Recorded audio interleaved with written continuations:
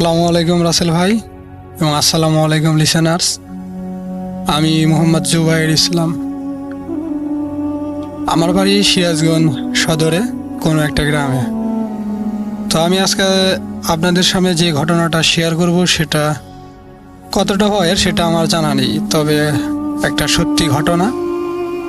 তো এই ঘটনাটা আমি আমার দাদির কাছ থেকে শুনেছি এবং এই দাদি এই ঘটনাটা তার যে ভাইপো অর্থাৎ ভাইয়ের ছেলে, সেই ছেলের সাথে ঘটেছিল। তো সেই ঘটনাটা আমি দাদির মুখ থেকে যেভাবে শুনেছি আপনাদের সাথে আমি সেভাবেই শেয়ার করছি। তো ঘটনাটা আজ থেকে প্রায় 30 বছর আগে ঘটে যাওয়া। তো আমাদের এই সিরাজগঞ্জে রায়পুরে জুট মিল আছে, এটা প্রায় সবাই জানেন। তো এই জুট মিলে ওই আমার দাদির যে ভাইপো, তার নাম হচ্ছে হাসমত আলী। তো তিনি ওই জুট মিলে তখন কাজ করত। তো তাদের ডিউটি ছিল 2 শিফটে। তো প্রথম শিফট 6টা থেকে 10টা পর্যন্ত, আর দ্বিতীয় শিফট ছিল 10টা থেকে 2টা পর্যন্ত। তো এই হাসমত আলী যিনি, উনি দ্বিতীয় শিফটে ঢোকে এবং 10টায় মিলে ঢোকেন এবং তার ডিউটি শেষ করে 2টায় বের হন। তো তিনি 2টায় মিল থেকে বের হয়ে আগে তার বাসায় যান। বাসায় যাওয়ার পর তার মাকে বলেন ভাত দিতে। তো তিনি ভাত খেয়ে তার মাকে বলেন যে আমি যমুনা নদীতে যাব। তো যমুনা নদীতে তিনি মাছ শিকার করার জন্য যাবেন। তো তার মা জিজ্ঞেস করে সাথে আর কে কে যাবে, আর সে যেন ফিরতে দেরি না করে। তো সে বলে যে না, আমার ফিরতে দেরি হবে না, আমার সাথে আরও 2 জন আছে আমার বন্ধু। তো সেই বলে বাড়িতে থাকা, আমাদের এলাকায় ওটাকে বলে তৈরা জাল, অথবা অন্যান্য এলাকাটাকে ঝাঁকি জালও বলে থাকেন। তবে শুদ্ধ কোনটা সেটা আমার জানা নেই, আমি সেটাকে তৈরা জালই বললাম। তো তিনি তৈরা জাল নিয়ে তার 2 বন্ধুকে সাথে নিয়ে যমুনা নদীতে চলে যান মাছ শিকার করার জন্য। তো মাছ শিকার করার জন্য তারা প্রথমে নদীর যে মূল ঘাট, অর্থাৎ আমাদের এখানে মতিন সাহেবের ঘাট বলে ওইটাকে, তো মতিন সাহেবের ঘাটে পৌঁছান এবং সেখানে পৌঁছে এই আমার দাদির যে ভাইপো অর্থাৎ হাসমত আলী, তিনি ওই নদীর উত্তর দিকে রওনা দেন। অর্থাৎ তৈরা জাল দিয়ে খেওয়াইতে খেওয়াইতে তিনি উত্তর দিকে রওনা দেন এবং তার যে 2 বন্ধু, তারা 2 জন দক্ষিণ দিকে রওনা দেন। তো এইভাবে তারা বেশ কিছুক্ষণ খেওয়াতে খেওয়াতে হাসমত আলী উত্তর দিকে চলে যান এবং তার বন্ধুরা দক্ষিণ দিকে চলে যায়। তো হাসমত আলী খেওয়াচ্ছিলেন তৈরা জাল দিয়ে, কিন্তু কোনো মাছ উঠছিল না। তিনি খুব হতাশ হয়, মাছ ওঠে না। এদিকে তার বন্ধুরাও তার থেকে অনেক দূরে, ডাকলে শুনতে পাবে না। তো হাসমত আলী খেওয়াতে খেওয়াতে তিনি দেখেন যে একটা মিষ্টি আলু নদীর পানি দিয়ে ভেসে যাচ্ছে। তো মিষ্টি আলুটা বেশ বড় সড়ো, দেখতে ভালোই ছিল। তো তিনি করেন কি, ওই মিষ্টি আলুটা পানির ভেতর থেকে তুলে পানিতে মিষ্টি আলুটা ধুয়ে 2-1 কামড় খান। খেয়ে তেমন ভালো না লাগায় মিষ্টি আলুটা আবার পানিতে ফেলে দেন। তো মিষ্টি আলুটা পানিতে ভাসতে ভাসতে চলে যায়। তো এরপর ওই হাসমত আলী নদীর পানিতে একটা খেয়াও দেন তৈরা জাল দিয়ে। তো এইবার খেয়াও দেওয়ার পর তিনি জাল যখন গোটাচ্ছিলেন, তো তখন তিনি জালে একটা ভার কিছু অনুভব করলেন। তো তিনি এবার হতাশ থেকে আশায় ফিরলেন, ভাবলেন যে এবার হয়তো জালে কোনো বড় সড়ো একটা মাছ ধরা পড়েছে। তো হ্যাঁ, তিনি যখন টেনে টেনে পাড়ে তুলছিলেন জালটা, দেখলেন যে হ্যাঁ, একটা বড় সড়ো বোয়াল মাছ। তো ওজন প্রায় 20-25 কেজি হবে, এইরকম আকৃতির একটা বোয়াল মাছ। তো তিনি জালটা গুটিয়ে গুটিয়ে পাড়ে তুলছেন। তো তিনি দেখলেন যে এই মাছটা তিনি একা তুলতে পারবেন না, মানে হয়তো তুলতে পারবেন, কিন্তু জাল থেকে যখন মাছটা ছাড়াবেন যদি লাফ দিয়ে বের হয়ে যায়। তো তাই তিনি তার যে 2 বন্ধু ছিল দক্ষিণ দিকে গেছে, তাদের 2 জনকে ডাকার চেষ্টা করেন, কিন্তু তারা তার থেকে অনেক দূরে থাকা, তারা তার ডাক শুনতে পায় না। তো তিনি একাই জালটা উপরে তুলে জাল থেকে মাছটা ছাড়ানোর চেষ্টা করেন। তো জালের সাথে মাছটা পেঁচানো ছিল। তো তিনি একদিক থেকে জালের প্যাঁচটা ছাড়াতে ছাড়াতে মাছের দিকে যাচ্ছিলেন। তো যখনই তিনি ওই মাছের কাছে পৌঁছান, তখনই মাছটা জাল থেকে ছাড়িয়ে, নিজেকে ছাড়িয়ে ওই মাছ, বোয়াল মাছটা ওই হাসমত আলীর বুকে জোরে একটা আঘাত করে এবং আঘাত করে ওই মাছটা পানির ভিতরে চলে যায়। তো মাছটা যে বুকে আঘাত করে তিনি অনেক ব্যথা পান। কতক্ষণ নদীর পাড়ে মাটির উপর শুয়ে থাকেন। শুয়ে থেকে কিছুটা দম নিয়ে তিনি আবার ওঠেন। এত বড় একটা মাছ তাহলে ধরা পড়েছিল, তারপরে আবার ছুটে যায়। তো তিনি আফসোস করেন। তো আফসোস করার পর তিনি আবার জাল নিয়ে আবার পানিতে খেওয়াতে থাকেন, কিন্তু না, আর কোনোভাবেই ওই মাছটাকে ধরতে পারেন না। তো তিনি জাল হাতে নিয়ে নদীর পাড় দিয়ে হাঁটছিলেন আর মাছটাকে খুঁজতে থাকেন। তো দেখেন মাছটা পানির ওই পাড়েই আছে। তো তিনি মাছটাকে লক্ষ্য করে আবার জাল ফেলেন মাছের উপরে, কিন্তু না, মাছ কোনোভাবেই ধরা পড়ছিল না। তো এইভাবে কয়েকবার চেষ্টা করেন। এদিকে প্রায় সন্ধ্যা হয়ে আসে। তো তাই নিয়ে জাল নিয়ে তার বন্ধুদেরকে কাছে গিয়ে বাড়িতে চলে আসে। তো বাড়িতে চলে আসার পর তার অনেক জ্বর ওঠে। অস্বাভাবিকভাবেই অতিরিক্ত শরীর অনেক গরম হয়ে যায়, জ্বর ওঠে। এবং জ্বর ওঠার এক পর্যায়ে তিনি নিজেই নিজের জিহ্বা, ঠোঁট, দাঁত দিয়ে কামড়াতে থাকেন। তো এই অস্বাভাবিক লক্ষণ দেখে বাড়ির সবাই তো চিন্তিত হয়ে পড়ে, কি হলো। তো সবাই ভাবে যে ডাক্তারের কাছে নিয়ে যায়। তো তাকে রিকশায় করে আমাদের সিরাজগঞ্জ সদর হাসপাতাল আছে বর্তমানে, যেটা বঙ্গমাতা শেখ ফজিলাতুন্নেসা মুজিব হসপিটাল, সেখানে নিয়ে যাওয়া হয়। তো ডাক্তার দেখে কোনো রোগ বা অসুখ ধরতে পারেন না, কোনো ওষুধও দেন না। তো তারা তাকে হাসপাতাল থেকে বাড়িতে নিয়ে আসে। তো বাড়িতে নিয়ে আসার পর বাড়ির মুরব্বী কয়েকজন বলে যে একটা কবিরাজ নিয়ে আসো। তো তখন মুরব্বীদের কথা মতো একজন কবিরাজকে নিয়ে যাওয়া হয় বাড়িতে। তো কবিরাজ ওইখানে গিয়ে, তো কবিরাজ তাকে দেখেই বলেন যে একে তো মেসো দেও আমাদের এলাকা যেটাকে বলে, বা আপনারা হয়তো অনেকে দেও বলে থাকেন, মেসো দেও আক্রমণ করেছে, তো একে আর বাঁচানো সম্ভব না। তো সবাই বিশ্বাস করে না, কেন বাঁচানো সম্ভব না। তো তখন ওই কবিরাজ হলুদ, মানে কাঁচা যে হলুদ, তো ওই হলুদ 2টা পোড়া দিয়ে 2 কানের মাঝখানে দেয়, কানের ভেতরে দেয়। তো দিলে তখন ওই মেসো দেও কথা বলতে থাকে ওই হাসমতালির জবান দিয়ে। তো সে বলে একে তো আমি খেয়ে ফেলেছি, আমাকে খেয়ে ফেলেছে, আমি এর পেটের ভেতরে চলে গেছি, তো একে আর ফেরানো সম্ভব না। তো বলে কিভাবে পেটের মধ্যে চলে গেল? তখন সে বলে ও যখন মাছ শিকার করতে যায়, আমি ওই নদীর ধার দিয়ে মিষ্টি আলুর রূপ নিয়ে ভেসে যাচ্ছিলাম। তো ওই মিষ্টি আলুটা নিয়ে 2-1 কামড় খায়, যার ফলে আমি ওর পেটের ভেতরে চলে যাই। তো এখন আর আমার সম্ভব না, আমি আর ওকে ছাড়তে পারবো না, আমি ওকে খেয়ে ফেলেছি। তো এই বলে কবিরাজ চলে যায়। তো চলে যাওয়ার কিছুক্ষণ পরেই তিনি একটা চিৎকার দিয়ে ওই দিনই মারা যান। তো এই ছিল রাসেল ভাই ঘটনা, তো একদম সত্যি ঘটনা। তো তিনি আজ থেকে প্রায় 30 বছর আগে মারা যান এই ঘটনায়। তো ঘটনাটা কেমন লাগলো জানি না, যদি ঘটনাটা ভালো লাগে তো অবশ্যই শেয়ার করবেন। ধন্যবাদ রাসেল ভাই, ধন্যবাদ ভূত.com-কে। যদি আমার এই ঘটনাটা সিলেক্ট হয় তাহলে অবশ্যই আমাকে জানান। ভূত.com The fear returns with Russell.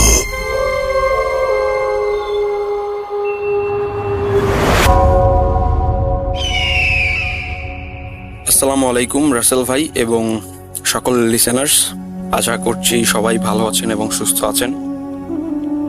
So আজকে আমি যে ঘটনাটা শেয়ার করতে চাই সেটা বেসিক্যালি আমার ফ্যামিলির সাথে ঘটে যাওয়া, আমার ফ্যামিলি রিলেটেড। সো এই ঘটনাটা হচ্ছে খুব সম্ভবত 2007-এর ঘটনা, বাট 2006 অথবা 2007 যে কোনো একটা হবে। সো আমি গল্প বলার সুবিধার্থে অ্যান্ড আমার ফ্যামিলি প্রাইভেসি মেনটেনের সুবিধার্থে আমি ফ্যামিলির প্রত্যেকটা চরিত্র বা প্রত্যেকটা ক্যারেক্টারকে ছদ্মনাম হিসাবে ব্যবহার করছি। তো 2007 সালের দিকের ঘটনা, যখন আমার ভাবি, আগে একটু ফ্যামিলির বিষয়টা বলি। ফ্যামিলিতে আমি, বাবা, মা, বড় ভাইয়ের ওয়াইফ, এই 5 জন ছিলাম বেসিক্যালি। সো বড় ভাইয়ের ওয়াইফ ওই আপনার 2007-এ ওই সময় একটা বড় ধরনের মারাত্মক ব্যাধি বা রোগে আক্রান্ত হন এবং ওনাকে যখন হসপিটালাইজড করা হয়, ওইখান থেকে ডক্টররা জানান যে তিনি আর হয়তো বেশি দিন পৃথিবীতে থাকবেন না বা বাঁচবেন না। সো এই সময়ের মধ্যে যতটুকু সম্ভব তার সেবা যত্ন করার ট্রাই করেন, সে যা যা খেতে চায় বা যা তার ইচ্ছা সেগুলোকে পূরণ করার চেষ্টা করেন, তার সাথে বিহেভিয়ার ঠিকঠাক রেখে ভালোভাবে সব কিছু মেনটেন করার ট্রাই করেন, কারণ তিনি 4-5 মাসের বেশি আর হয়তো পৃথিবীতে থাকবেন না বা বাঁচবেন না। এই কথা শোনার পর খুব স্বাভাবিকভাবেই ফ্যামিলির মধ্যে একটা বড় ধরনের সমস্যা সৃষ্টি হয়ে গেল অ্যান্ড ওনার অসুস্থতার মাত্রাটা এতই ছিল যে উনি দেখা গেছে একদম বিছানায় পড়ে গেছে, বিছানা থেকে উঠতে পারেন না, খাবার দাবারও একদম খাওয়া বন্ধ হয়ে গেছে টোটালি, মানে খুবই বাজে অবস্থা। তো এই অবস্থায় উনি এভাবেই চলছে, সবকিছু ট্রিটমেন্ট চলছে স্বাভাবিকভাবে। ডাক্তাররা যে সকল ওষুধ সাজেস্ট করেছিলেন সেই সকল ওষুধ দিয়ে ট্রিটমেন্ট, স্বাভাবিক ট্রিটমেন্ট আর কি চালানো হচ্ছে কোনো রকম। অ্যান্ড যা যা উনি চাচ্ছেন খাবার দাবার টুকটাক এরকম পূরণ করা হচ্ছে আর কি। সো এইভাবেই চলছে। অ্যান্ড উনি আল্লাহর নাম পর্যন্ত কানে দেওয়ার একটা সিচুয়েশন তৈরি হয়ে গেছিল ওই সময়।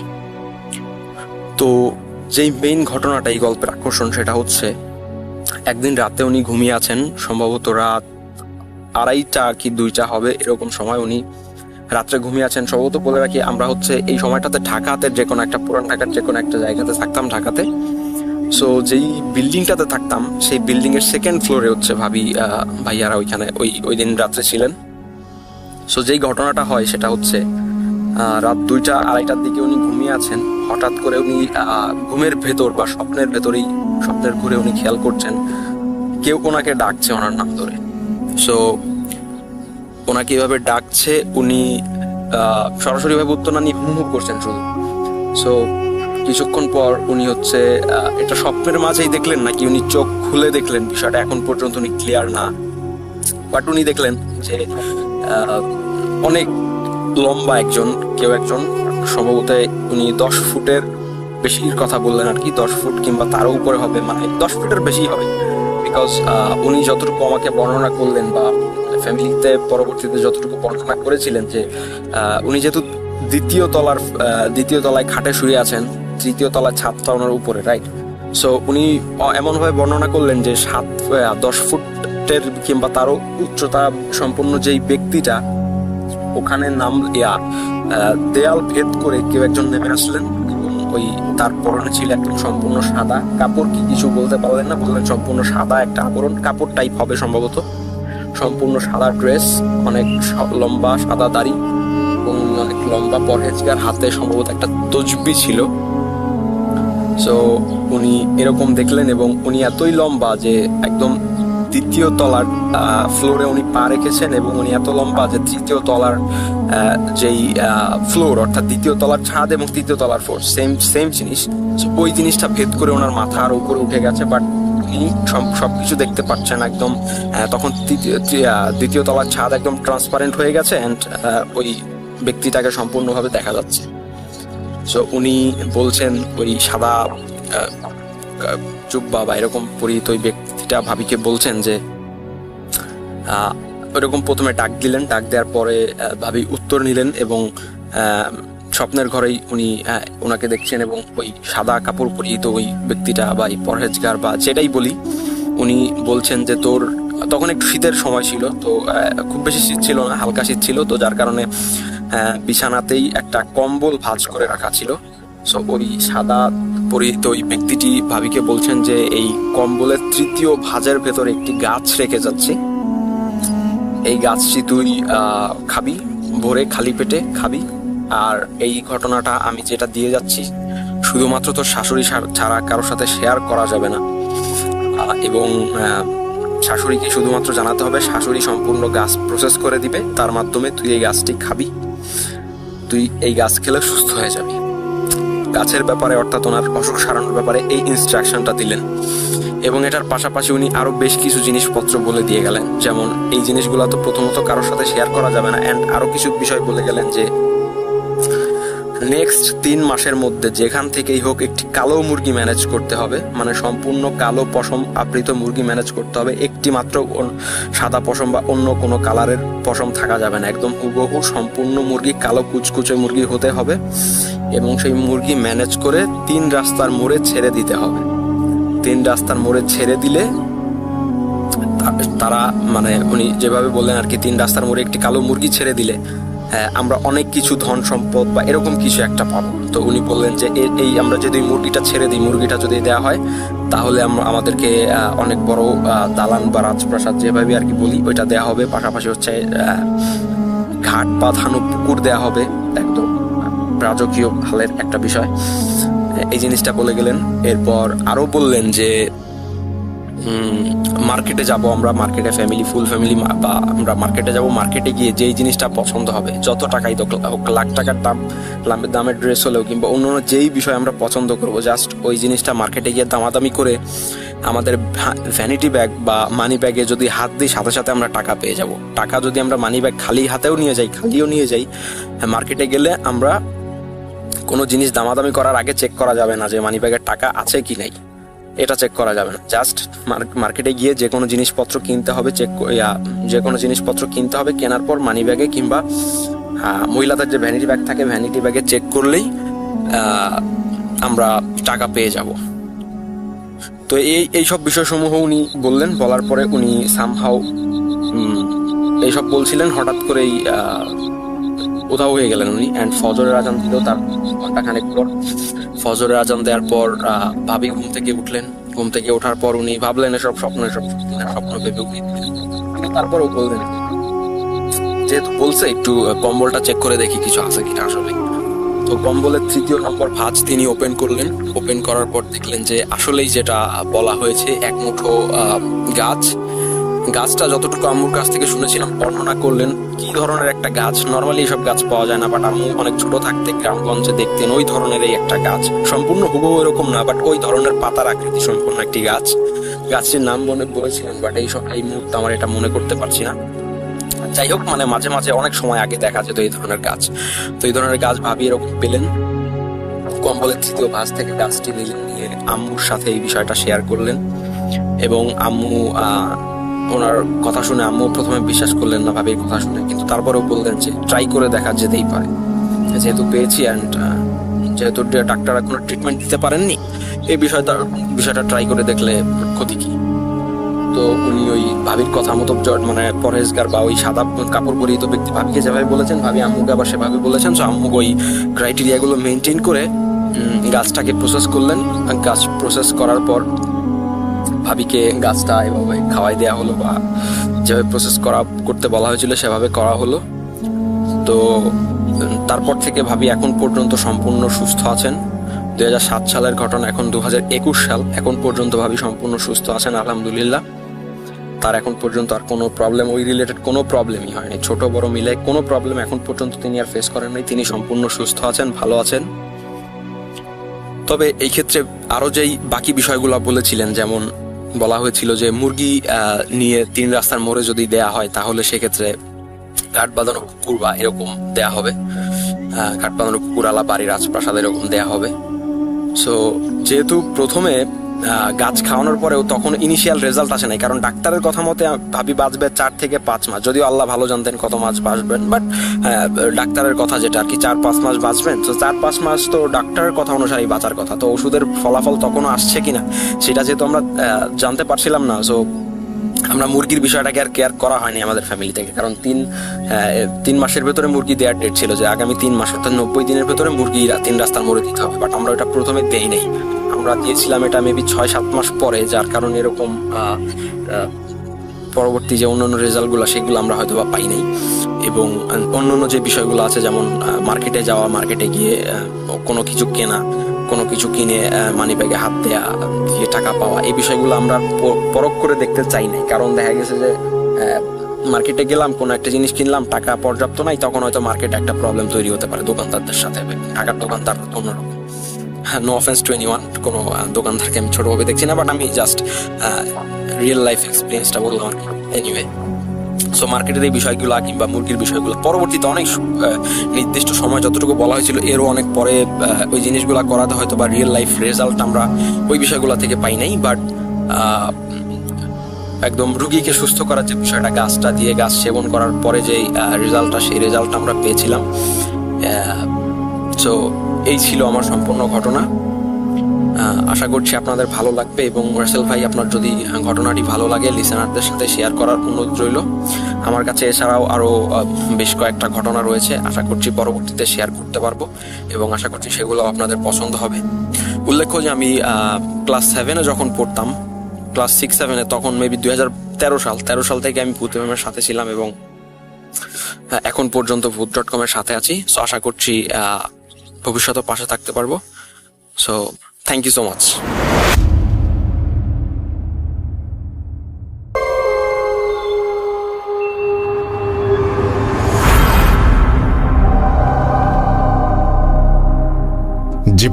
লেখা আছে, আমি সেভাবেই পড়ছি। ঘটনাটির নাম তিনি দিয়েছেন ভয়ঙ্কর বাড়ি। এরপর তিনি লিখছেন, কিছু এমন ভয়ঙ্কর ঘটনা আছে আমাদের জীবনে ঘটে থাকে যা যে কোনো মানুষকেই আতঙ্কে ফেলতে পারে। তেমনই এক ভয়ঙ্কর ঘটনা শুনেছি আমার এক দুঃসম্পর্কের আঙ্কেলের কাছ থেকে। আঙ্কেল ছিলেন আমেরিকান প্রবাসী। দেশে আসার পরে আমাদের বাসায় বেড়াতে আসেন তিনি। তখন পারিবারিক আড্ডার মাঝেই আঙ্কেল ঘটনার প্রসঙ্গ তোলেন। পরবর্তীতে ঘটনাটি শোনানোর জন্য জোর দিলে আঙ্কেল বলা শুরু করেন। চলুন ঘটনায় যাওয়া যাক। আঙ্কেল যেভাবে বলেছেন, প্রায় 15 বছর আগের কাহিনী। তখন আমি নতুন নতুন আমেরিকায় গিয়েছি। সেখানকার একটি রেস্টুরেন্টের ওয়েটার ছিলাম তখন। প্রথমে যেই বাড়িতে থাকতাম সেই বাড়ির মালিক হঠাৎ একদিন জানায় যে সে তার বাড়িটি ভেঙে ফেলবে। তখন যেই বাড়িতে আমি সহ আমার 2 জন সঙ্গী থাকতাম, তাদেরকে নিয়ে আমেরিকার বোস্টন শহরের একটি নির্জন এলাকার একটি বেশ পুরনো 2 তলা বাড়ি পরবর্তীতে বসবাসের জন্য খুঁজে বের করি। বাড়িটা কিছুটা পুরনো হলেও সুন্দর ছিল এবং তুলনামূলকভাবে ভাড়া কম হওয়ায় 3 জনই রাজি ছিলাম। বাড়িটি যার কাছ থেকে নেই তাকে আমরা পুরো 1 মাসের ভাড়া শোধ করে বাড়িতে উঠি। বাড়িটি ডুপ্লেক্স সিস্টেমের ছিল, কিন্তু আমাদেরকে শুধু নিচের তলায় থাকার অনুমতি দেন। বাড়িটি খুলে দিয়ে যাওয়ার দিন কেয়ারটেকার আমাদের বলে যান মাঝে মধ্যে কিছু আওয়াজ হতে পারে যেগুলো কখনো কান দেবেন না এবং আওয়াজের উৎস খুঁজে তার পেছনে কখনো যাওয়ার চেষ্টা করবেন না। লোকটার কথা শুনে কিছুটা খটকা লাগলো, সন্দেহ হলো। আবার সন্দেহ বাড়ায় বাড়িটার 2য় তলায় যাওয়ায় যে সিঁড়িটা আছে সেটা দেখলাম যে কাঠ দিয়ে এমনভাবে বন্ধ করা যাতে কেউ ওপরে যেতে না পারে। বাড়িতে কি কোনো সমস্যা আছে নাকি? এই কথা কেয়ারটেকারকে জিজ্ঞেস করতে সে থতমত খেয়ে বলে, সমস্যা থাকলে কি আপনাদের কাছে ভাড়া দিতাম? তখন আমি বললাম, তাহলে ওপরে যাওয়ার সিঁড়ি বন্ধ কেন এবং কিসের আওয়াজের কথা বলছেন? কেয়ারটেকার বলল, ওপরের তলায় কিছু মূল্যবান জিনিসপত্র আছে, তাই কারো যাওয়ার অনুমতি নেই এবং আওয়াজ স্বাভাবিকভাবে আসতেই পারে, ওইগুলোতে কান দেবেন না। আমি এখন আসি, এই বলেই কেয়ারটেকার তাড়াহুড়ো করে চলে গেলেন। কিছুটা সন্দেহ থাকায় আমরা সেই সন্দেহ নিয়ে এই বাড়িটিতে থাকতে শুরু করলাম। প্রথম দিন ভালো কাটলো। ঘটনা শুরু হয় 2য় দিন থেকে। রাত 3টা এক বিকট আর্তচিৎকারে ঘুম ভেঙে যায়। হঠাৎ করে ঘুম ভেঙে যাওয়ায় শরীরে একটা কম্পন সৃষ্টি হয়েছে। বোঝার চেষ্টা করলাম কিসের আওয়াজ হতে পারে এটা। বুঝতে পারলাম অতিরিক্ত যন্ত্রণায় কাতর কোনো নারীর আত্মচিৎকার এটা। শব্দের উৎস খুঁজতে যাবার জন্য বের হয়ে উঠলাম এবং রুম থেকে বের হব এমন সময় মনে পড়ল কেয়ারটেকারের কথা। সে কোন রকম আওয়াজে কান দিতে মানা করেছে। অনেক কিছু ভাবার পর ঠিক করলাম সকালে উঠে বিষয়টা নিয়ে খোঁজ করব। পরের দিন সকালে বিষয়টা নিয়ে অনেক খোঁজাখুঁজির পরেও কিছু জানতে পারলাম না। 3য় দিন রাতেও ঠিক একই রকম আওয়াজ শুনলাম, কিন্তু মেয়েলি কণ্ঠটার পর পুরুষ কণ্ঠ বাঁচাও বাঁচাও বলে চিৎকার শুনতে পেলাম। কিছুটা ভয় পেলাম, তাই কাঁথা মুড়ি দিয়ে চুপচাপ ঘুমিয়ে পড়লাম। পরের দিন সকালে আমার এক সঙ্গীকে খুঁজে পাওয়া যাচ্ছে না। অনেক খোঁজাখুঁজির পর খেয়াল করলাম ওপরের তলার যে সিঁড়িটা কাঠের ব্যারিকেড দেওয়া সেটি পুরোপুরি ভাঙা। আমার আরেকজন সঙ্গীকে সাথে নিয়ে জলদি ওপরে উঠলাম। ওপরের ফ্লোরে উঠে দেখলাম রক্তে হ্যাচড়ানোর দাগ, যা একদম একটা রুম থেকে আরেকটা রুমে চলে গেছে।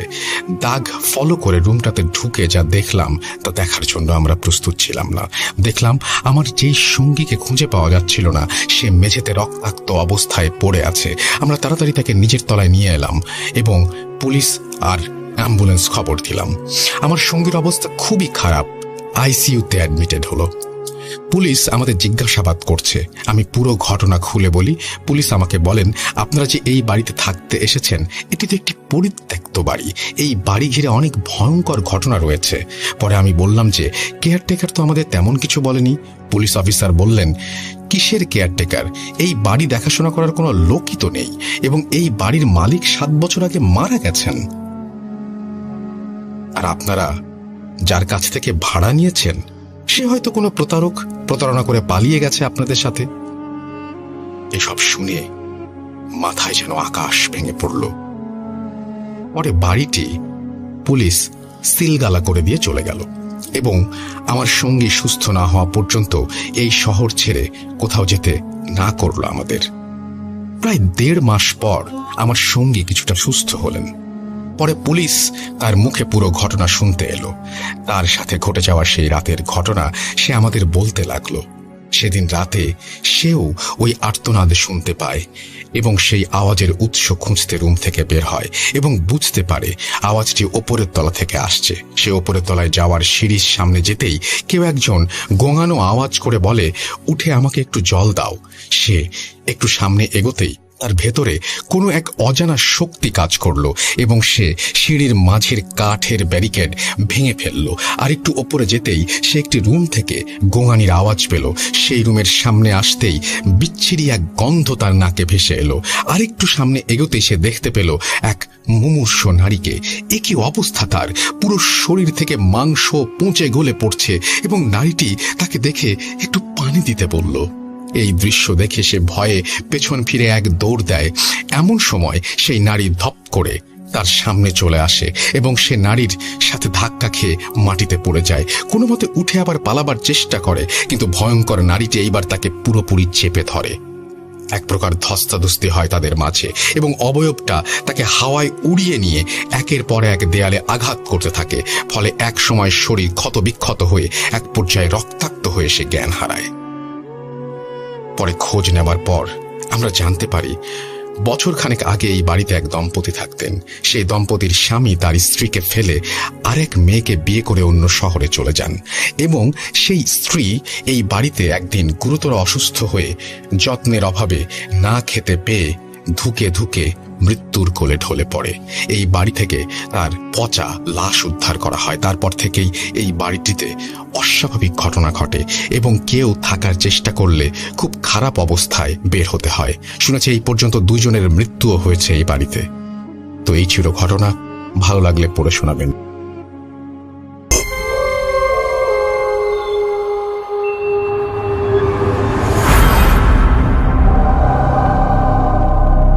যেভাবে লেখা আছে আমি সেভাবেই পড়ছি।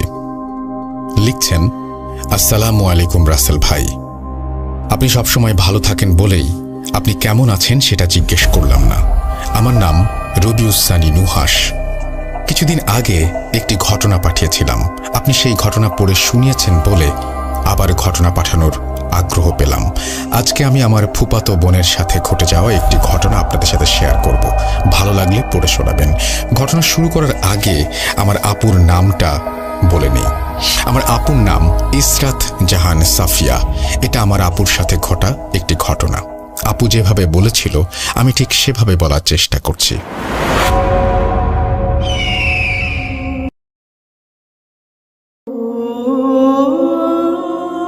2013 সালের কথা।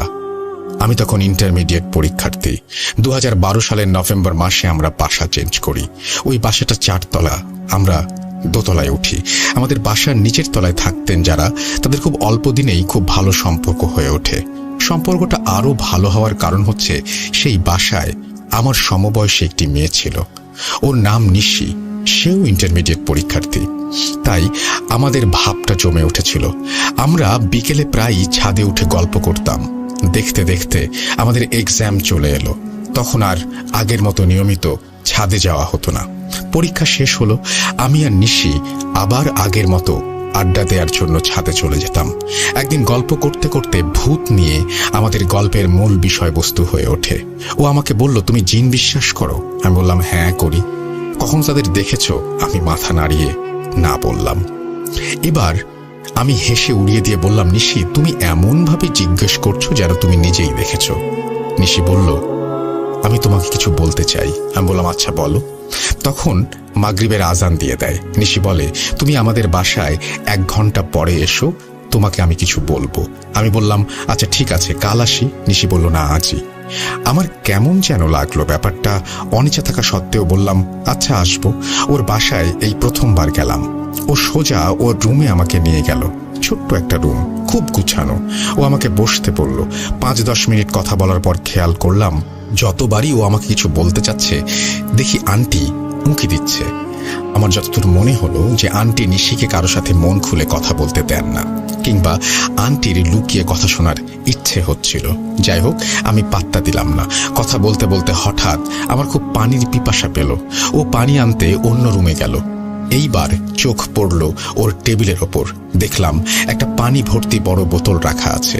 আমি বোতলটার মুখ খুলে পানি খেতে যাব, তখনই ওর মা রুমে এসে বলল, ওটা নিশির পানি পড়া বোতল, ওটা ধরো না। উনি হঠাৎ রুমে চলে আসায় চমকে গিয়ে বোতলটা আমার হাত থেকে পড়ে গেল। নিশি এসে বলল, কিছু হবে না, আমি দেখছি।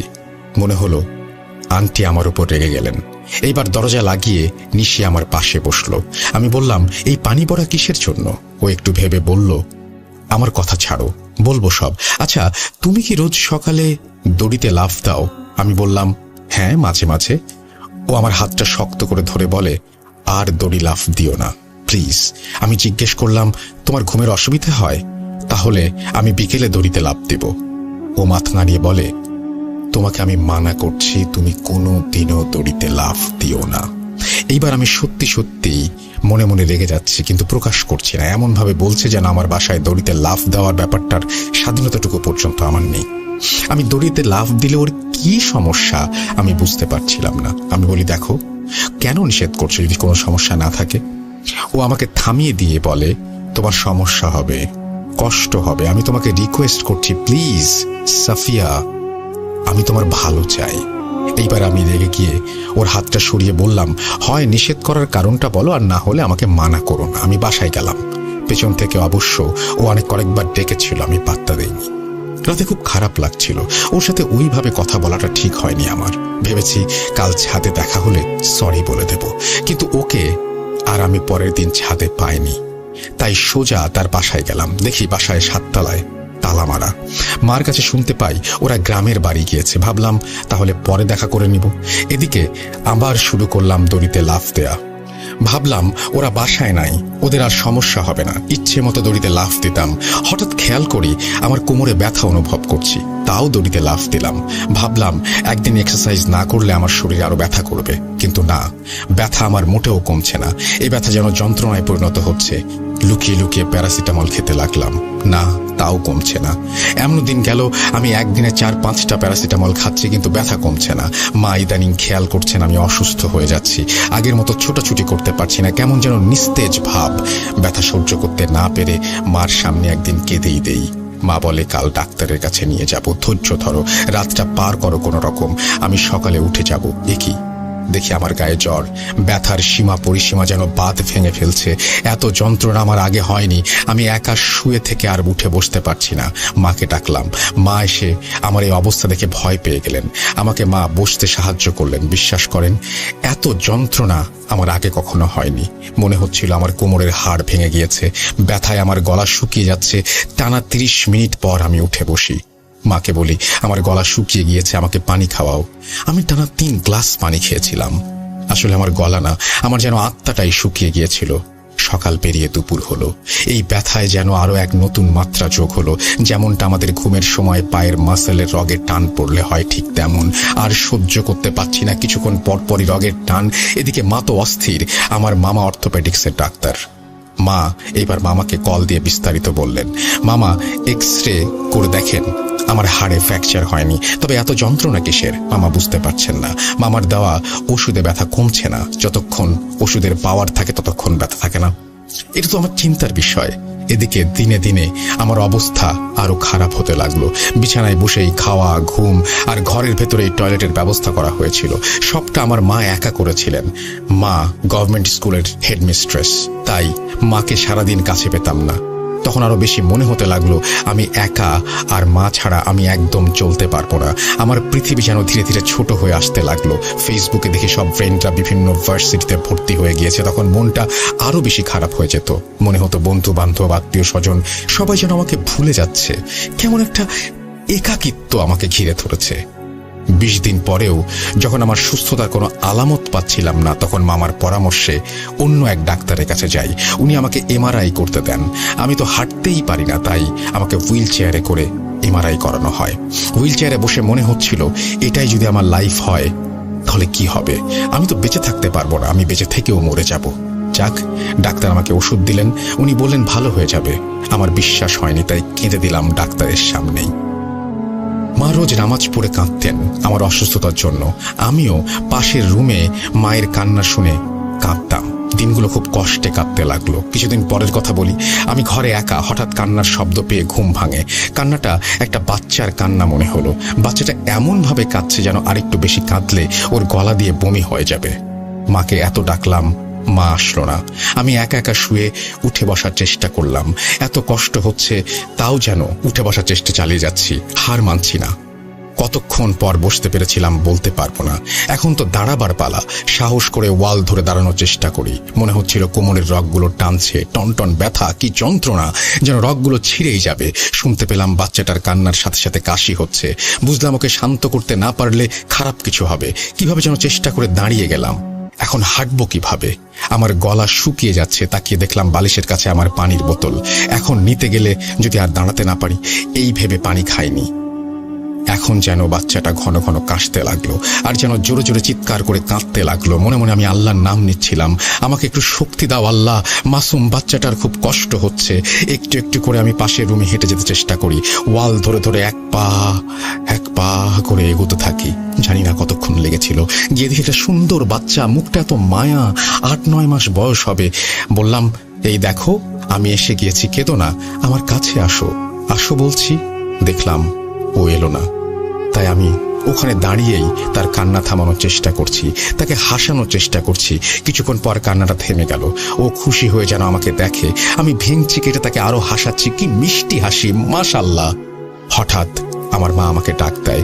আমি মায়ের ডাকে সাড়া দিয়ে চোখ খুলে বুঝতে পারি আমি ঘুমিয়ে স্বপ্ন দেখছিলাম। সেই দিন সকালে আমি নিজে উঠে বসার চেষ্টা করি। ভাবলাম স্বপ্নে তো ঠিক উঠতে পেরেছিলাম, তাই চেষ্টা করে দেখতে চেয়েছিলাম।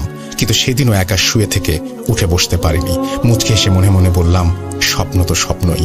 সাফিয়া, তোমার জীবন 4 দেয়ালে বন্দী। এরপর থেকে প্রায়ই যেন বাচ্চাটাকে আমি স্বপ্নে দেখতে শুরু করি। স্বপ্নে ওর সাথে গল্প করি, খেলি, কিন্তু কখনোই তাকে স্পর্শ করিনি। যেন নির্দিষ্ট দূরত্ব আমাদের মাঝে।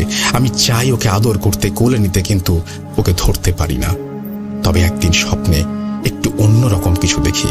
বাচ্চাটার হাসির শব্দে আমার ঘুম ভাঙে। তাকে একবার দেখবো বলে আমি পাশের রুমে ছুটে যাই। বিশ্বাস করেন, ওর কাছে যাওয়ার পর আমাকে এই অসহ্য ব্যথা সহ্য করে যেতে হয়। তাও তাকে একবার দেখার ইচ্ছেতে আমি পাগলের মতো সেদিকে ধাবিত হই। তখন স্বপ্ন না বাস্তব আমি বুঝি না। আমার কাছে সবকিছুই সত্যি মনে হয়। এবার দেখি বাচ্চাটি খাটের উপরে বসে হাসছে আর খেলছে। আর লক্ষ্য করে দেখি ওর পাশে কেউ নামাজ পড়ছে। বাচ্চাটা এত খুশি আমাকে দেখে, কি বলবো, যেন ও আমাকে দেখে হামাগুড়ি দিয়ে ছুটে আসতে চাচ্ছে। আমি খেয়াল করলাম বাচ্চাটা যেন খাটের খুব কিনারায় চলে এসেছে, আর একটু এগোলেই পড়ে যাবে, মাথা ফাটবে। এ দেখে আমি পাশে যে নামাজ পড়ছে তাকে বলছি, এই যে বাচ্চাটাকে ধরেন, ও পড়ে যাবে। মনে হলো উনি নামাজের ধ্যানে শুনতেই পাননি আমার কথা, আমি যে ডাকছি। বুঝলাম বাচ্চাটি যখন এগোবে তখনই এক দৌড়ে ওকে ধরতে যাই। নামাজে বসা মহিলাটি মনে হলো চমকে গেলেন। ওকে ধরতে পেরেছি, কি শান্তি লাগলো আমার। সেদিন ফজরের আজান শুনে ঘুম ভাঙে। আমার ঘুম ভাঙলে মনে মনে ভাবি, বাচ্চাটা ব্যথা পেত আমি না ধরলে। আমি হেসে বলি, যাক, এটা তো স্বপ্ন ছিল। আজ অন্য দিনের তুলনায় অনুভব করলাম ব্যথাটা কম। মনে হচ্ছে একটু চেষ্টা করলে আজ শোয়া থেকে উঠে বসতে পারবো। সত্যি সত্যিই তাই হলো। ধীরে ধীরে ব্যথাটি কমতে লাগলো। 3-4 দিনের মধ্যে আমি একা বসতে পারি, সাথে একটু চেষ্টা করে দাঁড়াতেও পারি। সবই আল্লাহর রহমত আর আমার মায়ের দোয়া। আমি দোয়া করি আমার চরম শত্রুরও যেমন এমন কষ্ট না হয়। কিছুদিন পর আমাকে দেখতে নিশি এলো। আমি ওকে দেখে খুব খুশি হলাম। অনেক দিন পর এসেছে। আমি বললাম, আমি যে অসুস্থ তুমি শোনোনি? আসোনি কেন? ওই দিন একটু রেগে গিয়েছিলাম বলে তুমি রাগ করে আমাকে দেখতে আসোনি? জানো আমি তোমার কথা কত মনে করেছি, কত একা লাগতো আমার। ও আমাকে বলেছিলাম না, দড়ি লাফ দিও না, দেখছো কেমন অসুস্থ হলে। আমি বললাম, আল্লাহর রহমতে আমি এখন একা বসতে পারি, নিজে নিজে দাঁড়াতেও পারি। ও হেসে বলল, তুমি হাঁটতেও পারবে, দৌড়াতেও পারবে। তুমি দৌড়িয়ে যেভাবে বাচ্চাটিকে বাঁচিয়েছো, তার কান্না থামিয়েছো। আমি হেসে বলি, আর বলো না, কি মিষ্টি করে হাসে ওই বাচ্চাটা। নিশি চলে যাচ্ছে। মনে হলো খুব তাড়া। আমি বললাম, বসো, কিছু খেয়ে নাও, মাকে ডাকি। নিশি বলল, মা ছাদে গিয়েছেন, দরজা খোলা ছিল তাই ঢুকে পড়েছি। এবার যাই সাফিয়া, আর চিন্তা করো না, তুমি ভালো হয়ে যাবে ইনশাল্লাহ। নিশি চলে যাচ্ছে। কয়েকবার তার নাম ধরে ডাকলাম। একটু পর মনে হলো, সে কি, ও আমার স্বপ্নের কথা কিভাবে জানলো, যেটা আমি মাকেও শেয়ার করিনি। নিশি, নিশি একটু দাঁড়াও। কয়েকবার নাম ধরে ডাকলাম, সাড়া দিল না। মনে হলো ও ততক্ষণে বাসায় চলে গেছে। ভাবলাম পরে ওর কাছ থেকে জেনে নেব স্বপ্নের কথা কিভাবে জানলো। কি আশ্চর্য! ধীরে ধীরে আমি সুস্থ হতে লাগলাম, যেন দ্বিতীয়বারের মতো নতুন করে বাচ্চাদের মতো হাঁটতে শিখলাম। খেয়াল করলাম স্বপ্নে বাচ্চাটিকে আর দেখি না। 5 মাস লেগেছিল সুস্থ হতে। কিভাবে যে দিন চলে গিয়েছিল আল্লাহই জানেন। মনে মনে ভাবলাম আজ নিশির বাসায় যাব। বিকেলে ওদের বাসায় গেলাম, গিয়ে দেখি ওর মা বাসায়। বললাম, আন্টি নিশি কোথায়? ওকে একটু ডেকে দেন না। আন্টি এমন ভাবে আমার দিকে তাকিয়ে বলল, তুমি জানো না নিশি 3 মাস আগে বাসা থেকে পালিয়ে গিয়েছে, ও বিয়ে করেছে। আমি অবাক হলাম, 3 মাস আগে? তার মানে আমি তো 10-12 দিন আগে ওর সাথে কথা বলেছি। কি বলেন আন্টি, বিশ্বাস হচ্ছে না। তখন উনি নিশির কথা আমাকে কিছু বললেন। আমার প্রশ্ন হলো, সেই দিন তাহলে আমি কার সাথে কথা বলেছিলাম? সেই দিন কে আমার পাশে ছিল? সব যেন এলোমেলো লাগলো। মনে মনে ভাবলাম, ওর সাথে যদি আবার কোনোদিন দেখা হয় তাহলে ওকে জিজ্ঞেস করব ও কেন আমাকে দড়িতে লাফ দিতে মানা করেছিল। আমি যে অসুস্থ হব সেটা কিভাবে জানতো? আমার স্বপ্নের কথা কিভাবে জানলো? কিভাবে আমার বাসায় এসেছিল? অনেক অনেক প্রশ্ন জমে আছে। এই ছিল আমার ঘটনা। সেই দিন নিশির মায়ের সাথে কথা বলে নিশির পানি পড়ার কথাও জানতে পেরেছিলাম। নিশির জীবনের কথা শুনতে আগ্রহী হলে আমি শোনাবো। তবে বলে রাখি, এরপর ওর সাথে আমার আর কখনো দেখা হয়নি, কারণ আমরা 2-3 মাস পরে বাসা বদলাই। আসলে সৃষ্টিকর্তার উপর সবসময় ভরসা রাখতে হয়, তাই মাঝে মাঝে নিজে সান্ত্বনা দেই। আল্লাহ আমায় স্বপ্নে হয়তো পরীক্ষা করেছিল, পরীক্ষায় বাচ্চাটির খারাপ চাইনি বলেই হয়তো আমি আল্লাহর পরীক্ষায় উত্তীর্ণ হতে পেরেছি। সাথে সাথে মায়ের দোয়া তো ছিলই। যাই হোক, আমার জন্য দোয়া করবেন। সবাই ভালো থাকুন, সুস্থ থাকুন, এই দোয়া করি। আল্লাহ হাফেজ।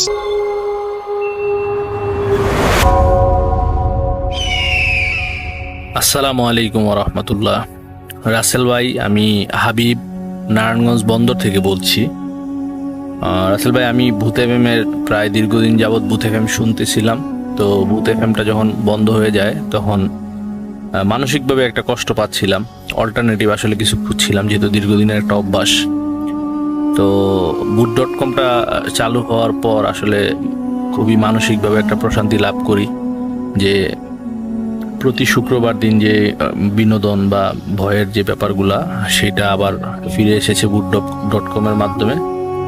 তো রাসেল ভাই, দীর্ঘদিন যাবৎ ভূত এফএম বা ভূত.com শুনলেও কখনো আসলে ওইভাবে কোনো ঘটনা শেয়ার করা হয়নি। তো ছোটবেলা থেকে যেহেতু অতি প্রাকৃতিক বিষয়গুলোর সাথে একটা সম্পর্ক বলা যায়, আগ্রহ বলা যায় থাকার কারণে তো জীবনের এই সময় পর্যন্ত ঘটে গিয়েছে অনেক ঘটনা পরিবার পরিজন পরিচিত জনের সাথে, এবং এই ধরনের ঘটনা শোনা, কালেক্ট করা, এগুলিও ছিল এক ধরনের আগ্রহের বিষয়ের মধ্যে। তো বহু ঘটনা থাকা সত্ত্বেও ঘটনা একবার হয়তো পাঠিয়েছিলাম, কোনো কারণে হয়তো সেটা সিলেক্ট হয়নি। আরেকবার আপনার এক রিলেটিভের কাছ থেকে আপনার নাম্বার নেওয়ারও চেষ্টা করেছিলাম, সেটাও হয়তো কোনো কারণে নেওয়া হয়নি।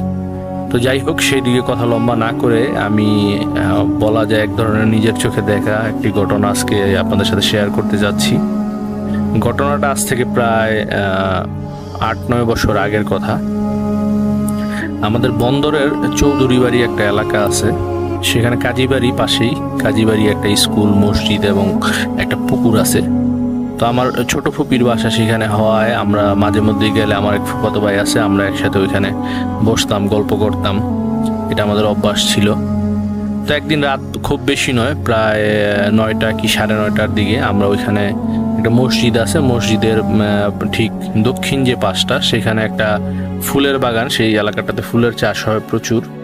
তো ফুলের বাগান আছে, ফুলের বাগানের ঠিক পরেই বিশাল এক বিল পার হয়ে অনেক দূরে, মোটামুটি অন্য একটা এলাকা। তো সেখানে বিলে নামার জন্য যে রাস্তা, ওই ফুলের বাগান পেরিয়ে, সেই জায়গাটা আসলে মানে অত একটা মানে ভালো পরিবেশ না, মানে অনেকটা এরকম যে এক পাশে একটা চালতা গাছ বলা হয় আমাদের এখানে, চালতা গাছ, আর একটা পাশে হচ্ছে রাস্তার আরেক পাশে হচ্ছে পরিত্যক্ত একটা বাথরুম, সাথে একটা পরিত্যক্ত পুকুর। তো সাধারণত ওই জায়গাটার মধ্যে মানুষের যাতায়াতটা খুবই কম থাকে। তো আমরা ওই দিকটায় বসেছিলাম, আমি এবং আমার ফুফাতো ভাই। তো এই সময় দেখলাম একটা লোক আসলো। লোকটা অত লম্বা না, খাটো করে মধ্যবয়সী একটা লোক। তো সে মানে বলতে গেলে এক ধরনের ভীত সন্ত্রস্ত অবস্থা এবং মানে একটা উদ্ভট পরিস্থিতির মধ্যে সে আমাদের কাছে সাহায্য চাইলো, যে মানে কোনো একটা কিছু তাকে আক্রমণ করেছে এরকম একটা বিষয়।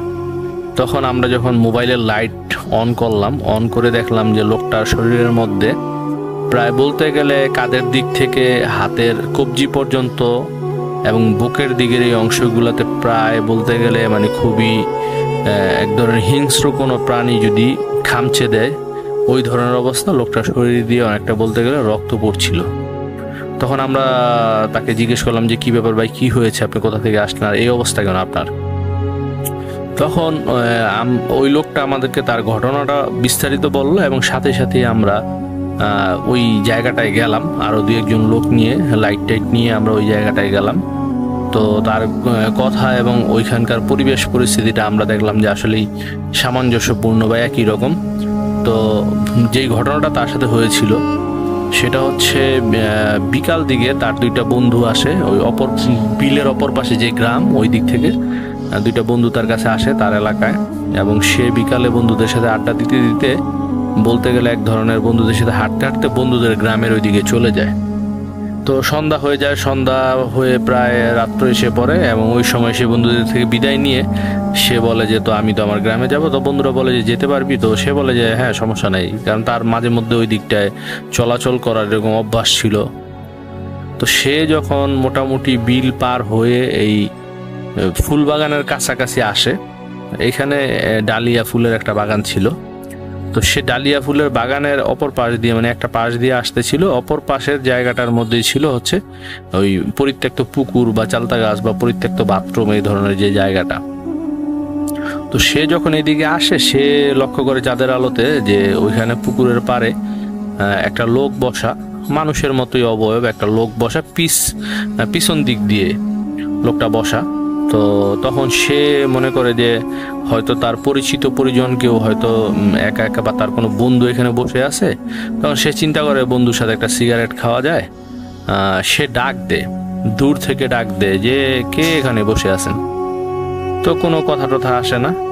তো সে কয়েকবার যখন ডাক দেয় খুব জোরে জোরে সে ডাকাডাকি করে, এই কে, কথা শুনতে পাচ্ছেন না, পরিচয় দেন। তখন ওইখানে বসে থাকা ওই অবয়বটা অনেকটা তার দিকে মানে বডিটা স্বাভাবিক রেখে মাথাটা ঘুরে তার দিকে তাকায়।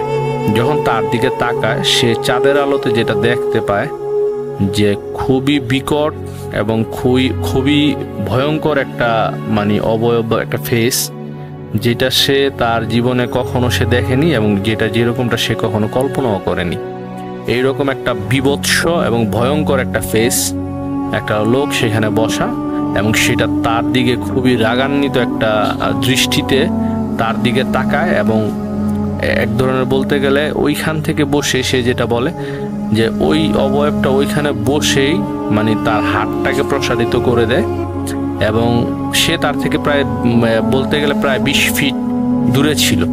ওই অবয়বটা ওইখানে বসে 20 ফিট দূর থেকে তাকে ধরে হাত বাড়িয়ে তাকে ধরে টেনে হিচড়ে তার কাছাকাছি নিয়ে যায় এবং তাকে যখন ডালিয়া ফুলের বাগানের মধ্য দিয়ে টেনে নিচ্ছিল, আমরা যখন ওইখানে যাই দেখি যে ওই ফুলের এই একটা মানুষকে যদি ফুল বাগান দিয়ে টেনে হিচড়ে নেওয়া হয় ওইখানগুলার গাছগুলা যেরকম মানে নুয়ে পড়ার কথা, ঠিক ওই জিনিসটাই দেখতে পাই। তাকে যে এখান দিয়ে যে টেনে হিচড়ে নেওয়া হয়েছে সেই জিনিসটা ওইখানে আমরা যে প্র্যাকটিক্যালি সাথে সাথেই দেখি। তখন তাকে টেনে হিচড়ে যখন ওই অবয়বটা তার কাছাকাছি নেওয়ার পরে তাকে টানা হেঁচড়া শুরু করে ওই পরিত্যক্ত পুকুরে নামানোর জন্য। তো সেও এক ধরনের খুব সাহসী মানুষই ছিল, শক্তিও ছিল যথেষ্ট। সে ওইটার সাথে খুব ধস্তাধস্তি করে এবং সে বুঝতে পারে যে আমি আসলে কোনো খারাপ একটা জিনিসের খপ্পরে পড়ে গেছি, এখন আমাকে বাঁচার জন্য চেষ্টা করতেই হবে, হাল ছেড়ে দিলে চলবে না। সে যথেষ্ট চেষ্টা করে ওইটার সাথে ধস্তাধস্তি করে, কিন্তু সে ওইটার সাথে কোনোভাবেই পেরে উঠছিল না। ধস্তাধস্তির এক পর্যায়ে তার শরীরে এক ধরনের বলতে গেলে মানে তার শরীর নিস্তব্ধ হয়ে আসে, শরীর থেকে শক্তি কমে যায়। তখন একেবারে শেষ মুহূর্তে যে ছিল পুকুর পাড়ের যে জমির যে আইল থাকে, এই আইলের মধ্যে সে ধরে আটকে থাকে আর পা ধরে ওইটা তাকে পানিতে নামানোর জন্য হয়তো এখানে মেরে ফেলার জন্য এইভাবে নামানোর চেষ্টা করে। তখন তার ভিতরে একটা মানে খেয়াল আসে যে আসলে আমি তো এটার সাথে শক্তিতে কোনোভাবে পারতেছি না। তখন তার ভিতরে এই খেয়ালটা আসে যে আসলে আমি তার সাথে শক্তিতে পারবো না। তখন তার মনে আসে যে দোয়া দুরুদগুলো আছে আমাদের, সে সূরা ইখলাস, সূরা ফাতিহা এগুলা পড়তে থাকে। মনের মধ্যে যেই দোয়াগুলো আসতেছিল সেগুলাই সে জোরে জোরে জোরে জোরে পড়তে থাকে। এবং সে বলে যে যখন সে দোয়া পড়তে থাকে একটা পর্যায়ে ওই জিনিসটা তাকে ছেড়ে দেয় এবং সে দেখে ওইটা তাকে ছেড়ে দিয়ে তার থেকে একটু দূরে অবস্থান করে। তখন সে জোরে জোরে দোয়া পড়তে থাকে এবং দেখে যে সেই জিনিসটা আস্তে আস্তে আস্তে আস্তে তার থেকে মানে বলতে গেলে মানে অনেকটা লাফ দিয়ে দিয়ে মানে এক একটা লাফ অনেকটা এরকম যে কয়েকশো ফিট, এক লাফে সে কয়েকশো ফিট জায়গা অতিক্রম করে। এইভাবে তার থেকে ওইটা দূরে চলে যায় এবং সে ওইখান থেকে পরে ওইখান থেকে ফিরে আসে এবং আসার পথেই আমাদের সাথে সাক্ষাৎ হয় এবং আমরা ওইখানে যাই। যাওয়ার পর যেটা দেখি যে ওইখানে যে জমির ফুলের যে জমিটা আছে ওইটার চারদিকের যে বাঁশ দিয়ে আপনার বাউন্ডারি করা, বাউন্ডারিগুলো ওই জায়গায় ভাঙা এবং ডালিয়া ফুলগুলা একটা জায়গায় তাকে যে টেনে হিসড়ে আনা হয়েছে সেইটাও ওইখানে ওইভাবে নুয়ে পড়েছে এবং মাটির মধ্যে অনেক খামচা খামচির যে দাগগুলা তার শরীর এবং মাটির মধ্যে অনেক খামচির যে দাগগুলা একদম স্পষ্ট ওইভাবে ছিল। ওই অবস্থায় আমরা প্রায় 3-4 জন ওইখানে যাই এবং জিনিসগুলা দেখি। এবং এই ছিল রাসেল ভাই আমার আজকের ঘটনা। তো যদি সময় হয় ইনশাল্লাহ আরও অনেক ঘটনা এরকম আছে নিজের প্রত্যক্ষ করা বা নিজের কাছের মানুষদের থেকে শোনা। ইনশাল্লাহ যদি সুযোগ হয় অবশ্যই আবার শেয়ার করব আপনার সাথে। ধন্যবাদ রাসেল ভাই। আমার ঘটনা যদি ভালো লাগে ইনশাল্লাহ প্রচার করবেন আর ভালো থাকবেন। শুভকামনা রইল boot.com এর সকল লিসেনারদের জন্য। আমার জন্য দোয়া করবেন। আসসালামু আলাইকুম ওয়া রাহমাতুল্লাহ।